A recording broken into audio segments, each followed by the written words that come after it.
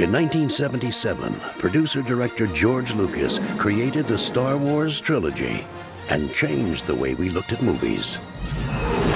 Now, 20 years later, using new digital technology, Lucas and his creative teams at Lucasfilm, THX, Skywalker Sound, and Industrial Light and Magic have completely restored, enhanced, and added to these classic movies to create the Star Wars Trilogy Special Edition.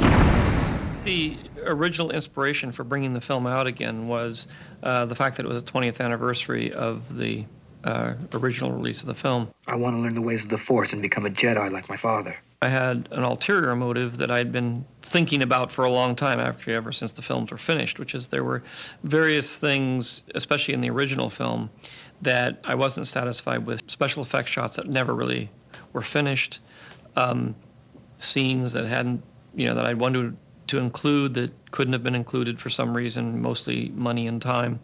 And I really wanted to fix the film and have it be completed. The most obvious thing that's happened is we've gone back to the original negative, cleaned it up considerably, redone a lot of the optical effects, the wipes, the dissolves, and improved the quality of the film because it was deteriorating. And I think this one had deteriorated a lot more than anybody expected in 20 years. So you're getting to see a brand new print that's very clean and is actually better than the original release. The actual original negative, it was so far gone that unless we actually did this at this time, we were never going to have the film to be able to release ever again. I got him! Great kid! Don't get cocky! I definitely did the movie on the seat of my pants. I didn't really know what I was doing. I mean, I had some experience in animation. I knew how to make movies, and I knew that I was going to attempt to do something that had never been done before. I was very interested in creating a modern myth to replace what I'd seen had been occupied by the Western. The Western was a sort of a modern American mythology that helped explain the mores and the values and the way things worked in our society.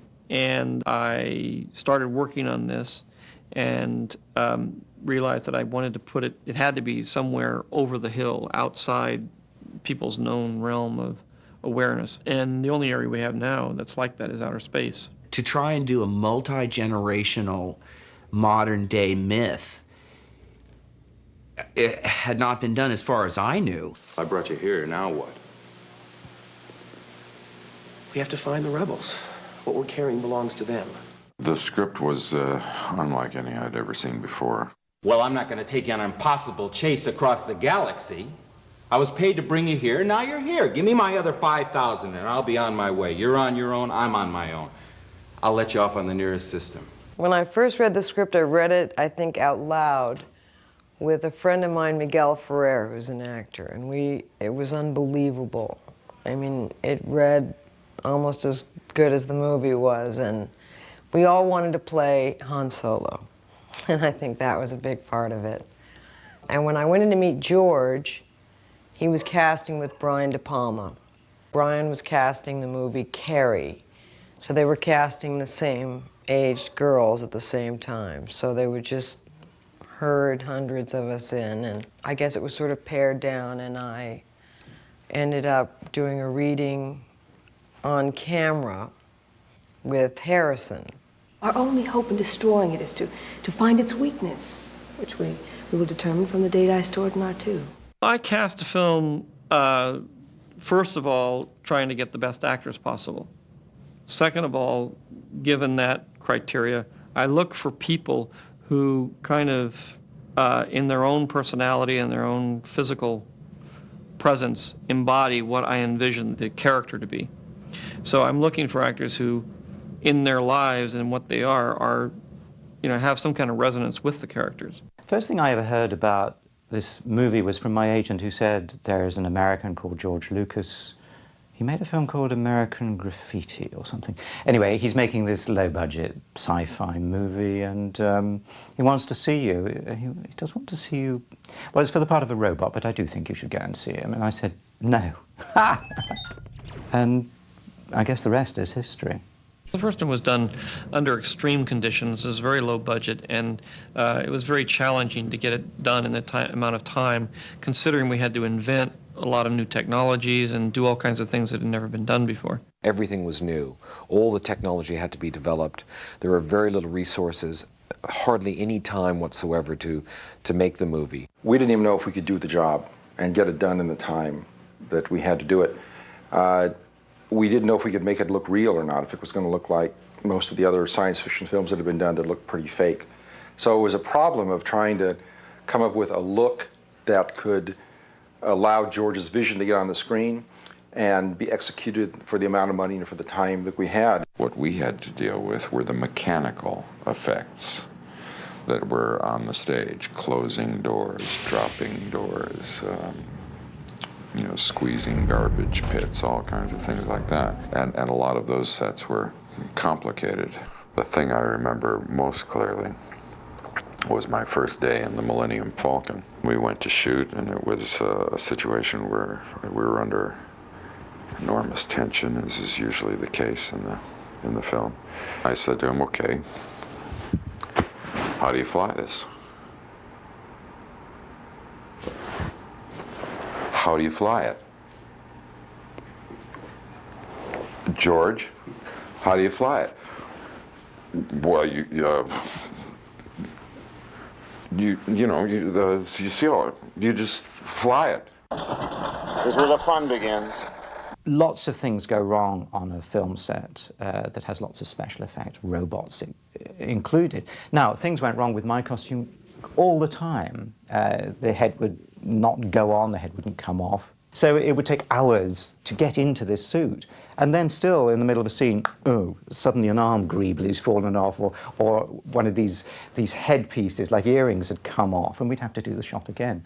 Even now, if you look at the Laserdisc or the video and slow it right down, you see things trickling down. Where Han Solo is about to kiss Princess Leia, and I come and say, "Oh, excuse me, Captain Solo." If you look very carefully, an arm greedily goes, blah, blah, blah, blah. They kept it in because, of course, we do the sound later. Thank you. Thank you very much. Oh, you're perfectly welcome, sir. One of the things that impressed me on all the movies was the way George could take Scotch tape and popsicle sticks and really make something out of it. When I had visions of what it would look like to see the Death Star blow up.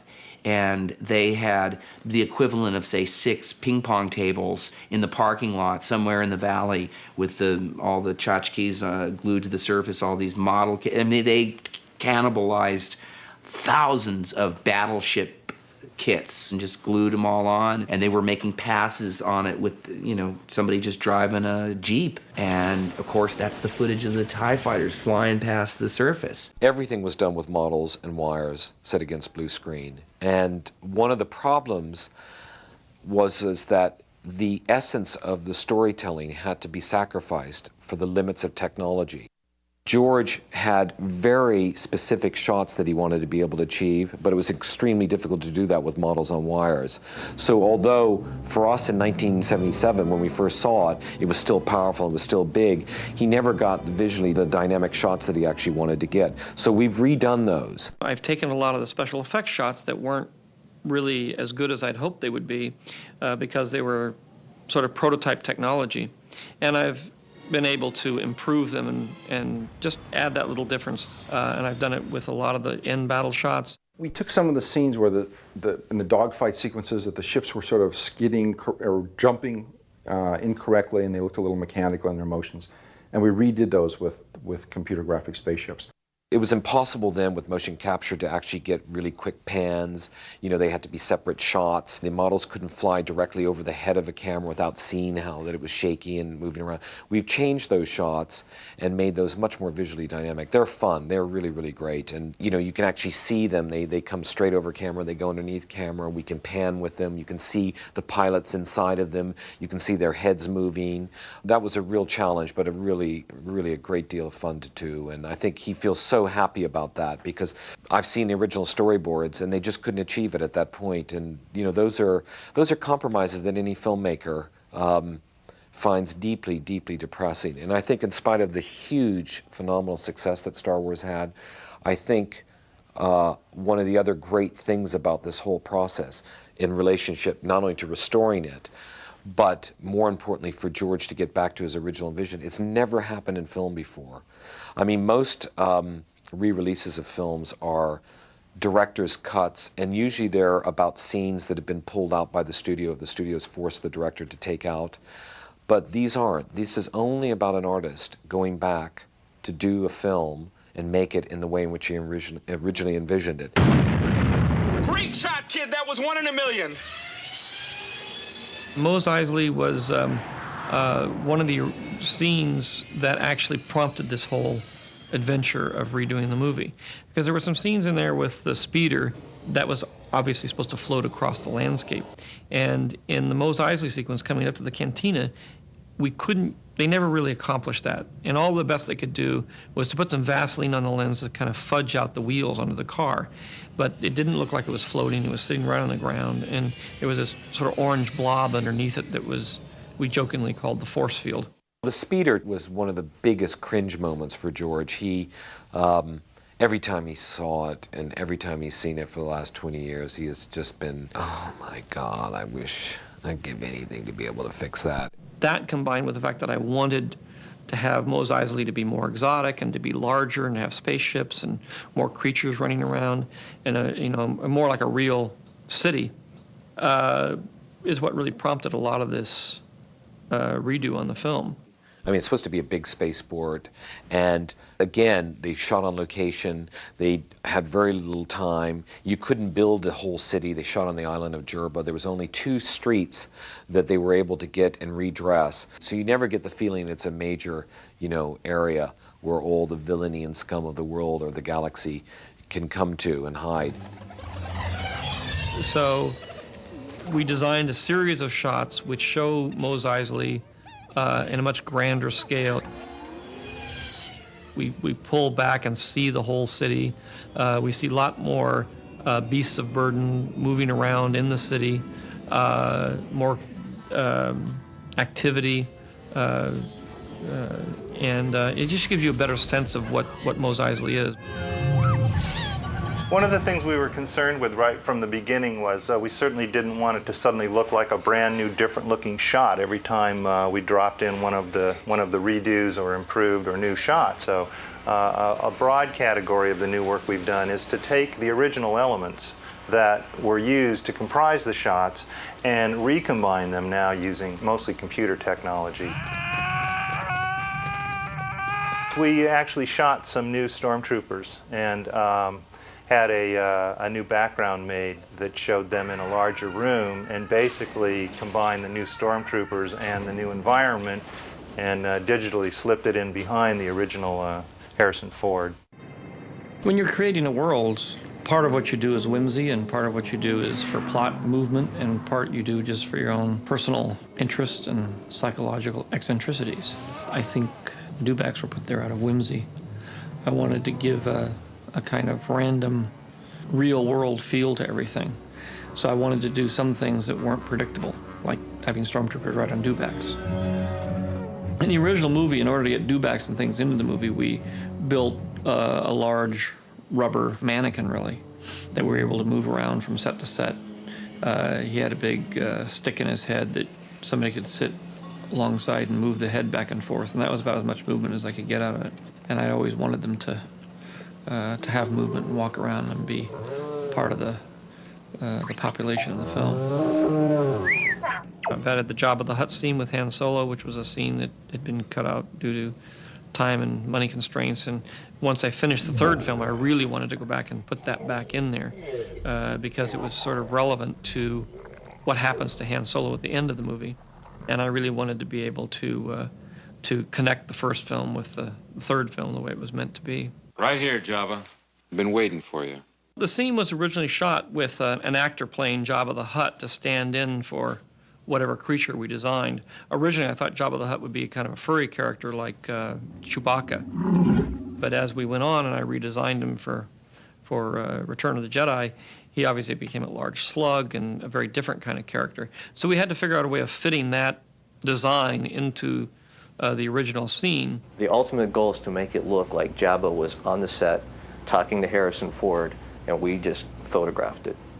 The plan was for us to remove this actor and replace him with Jabba. He had to be physically in that space where this actor was. This project here was about 5 shots. Took about a year to do. We take the picture of some of the stuff we found. We use some of the off-the-shelf software to build a 3-dimensional wireframe mesh. Then the next process is to actually paint the creature. And with the painting of the creature, it also involves the actual texture of the surface of the characters. We got to a certain point where everything was set, but there was one problem. Han Solo walks around Jabba. We had to somehow shift Han. It would have been literally impossible for him to walk behind the Jabba character because of the tail. So George had the idea, so why don't you have him step on his tail? Even I get bored sometimes. Jabba the Hutt speaks Huttese, and that's a language that had been established in the original Star Wars by the bounty hunter Greedo. The sound of Jabba, of course, you have a computer-generated character. He's supposed to be a big, fat, ugly, slimy slug. A lot of the sound of him moving was just a lot of muddy towels in the bottom of a trash can. Stick your arms down in it and squish them and roll around in there, get some sound that way, and try to time it to the sound on the screen. Bosca.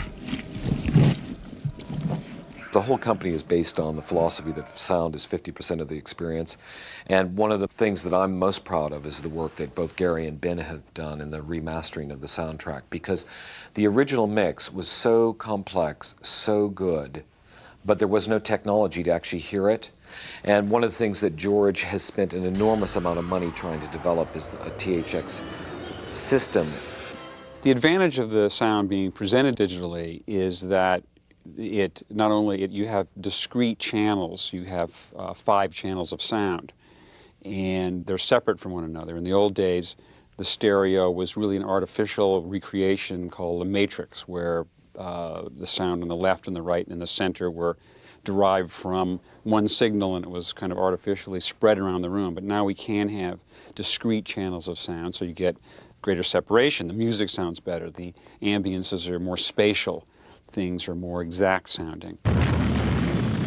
You also can reproduce low frequencies much more effectively, so you can get a subwoofer, a rumble that's much more effective. It can vibrate your chair. And so we've gone through and added, low end in the spaceship pass-bys and explosions. And Vader uses the Force, and there's a rumble, and we've made you hear that rumble now. I find your lack of faith disturbing. Once I started to redo the first film, it became such a good experience that I said, well, gee, we should go back and finish the other 2 films, too. I'm not afraid. You will be. I had a long talk with George, and he said, we're going to put in a snow monster that you never had. So you're going to see a few seconds of the snow monster that knocks Mark off the Tauntaun. The monster that was developed originally didn't work, so I had to jettison that monster.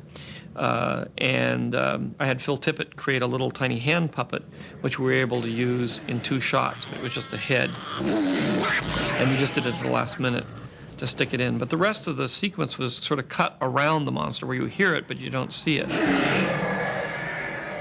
And there's a certain creative way of doing that. I mean, you can do it where you don't see the monster, and some people would say that's more artistic than actually showing it, but in this particular case, I really wanted to see the monster, and I felt it would add more tension to the scene and make it more interesting.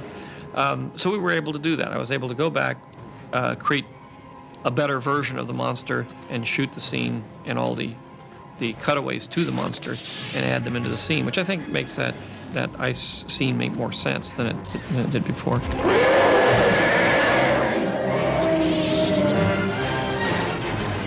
The snow battle was a challenge when we did it, because nobody had ever done blue screen matting on a white surface. Usually do it on dark surfaces. Here we go then.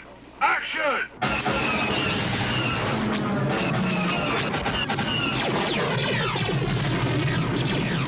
We used optical technology, of course, to do all that compositing. And a telltale sign that something's been optically composited is a black line around it. And when you have a sequence that takes place in outer space against stars, it's easy to reach a point where those black lines don't show up. But when you have a sequence that takes place against snow in the daylight, every hint of that black matte line becomes very visible. And so the first time through doing the snow battle here 17 years ago, a lot of effort went into finding ways to minimize that black line. One of the ways was to not print all of the elements at their full opacity. All right, I'm coming in. Consequently, when you see the snow battle on film, you may notice that there's part of the scenery is visible through the cockpit. And it was a constant trade-off of how transparent can we make the cockpit? At what point is the black line more objectionable than the transparency? So going back and looking at it, we realized that we really needed to remap the entire sequence, which is over 100 shots. And so there was an opportunity to go back into those shots, use the computer technology, and eliminate all the transparency, but also not have any matte lines.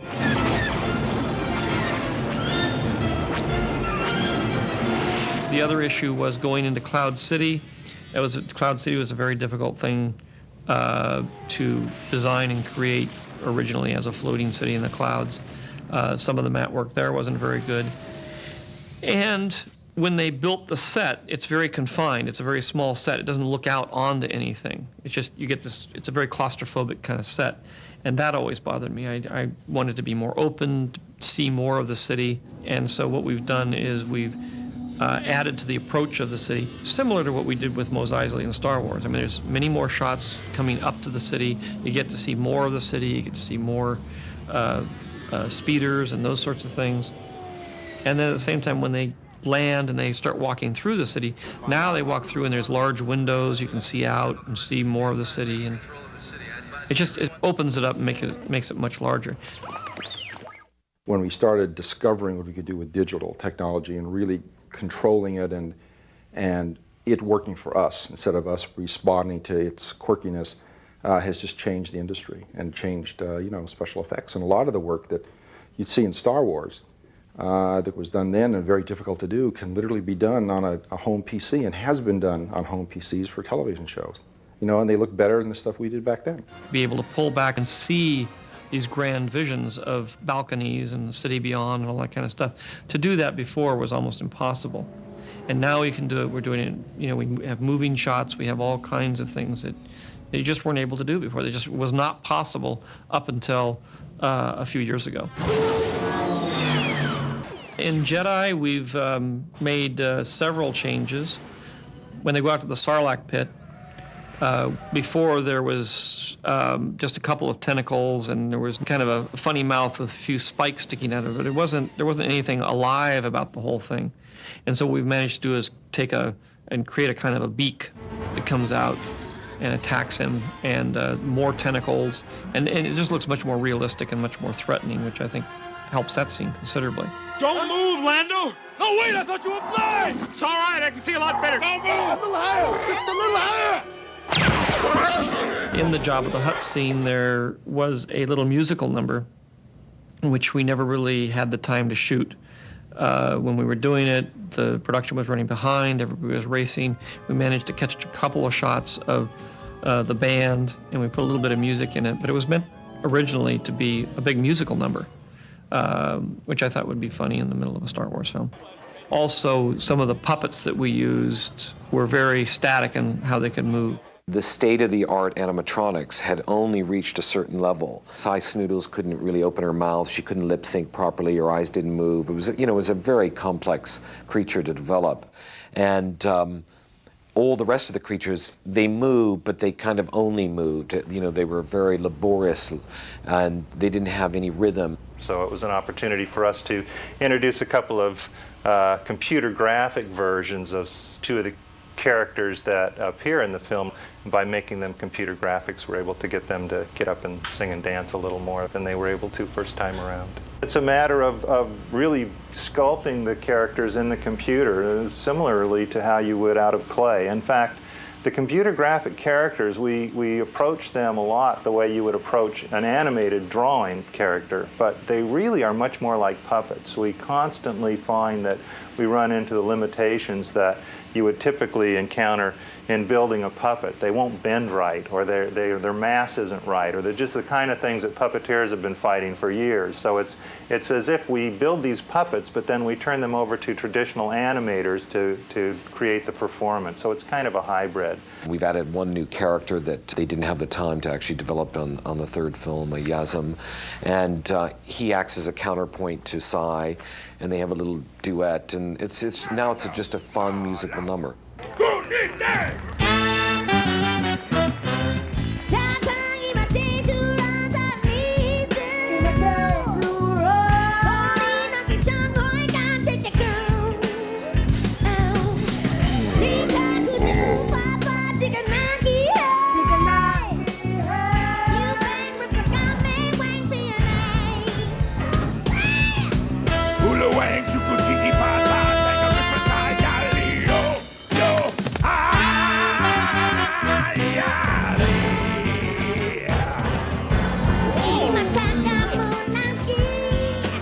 I think it adds more of the atmosphere and the quality that I was looking for originally in the Jabba sequence.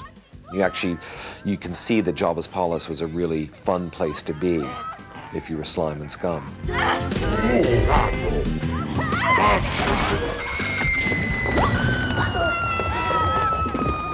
My involvement with Star Wars began actually with Steven Spielberg, who was in the 70s when these films were made and still is a very close friend of George Lucas's. And I had done 2 or 3 scores for Steven Spielberg before I met George Lucas, Jaws being the principal one among them. And I really think it was that George Lucas, when he was making Star Wars, asked his friend Steven Spielberg, who should write the music? Where would we find a composer?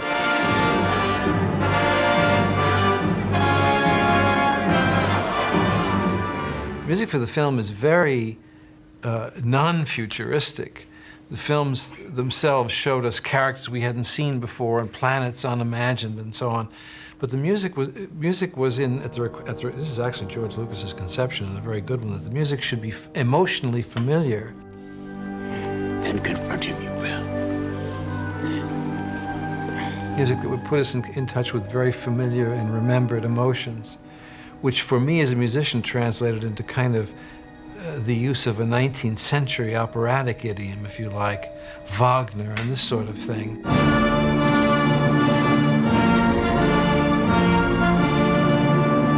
George has changed the lengths in some of these films for the reissue because of his improved animatics and so on, and it required some changes in the music, mostly additions and subtractions of a small sort. The only thing I had to re-record for this new trilogy was a short finale for the Return of the Jedi, the very end of the film, where George created a new scene of celebrating, and he had some ideas for new music there, and gave me a film without any sound, but with a tempo, with the Ewoks sort of dancing and reacting and reveling, in their success.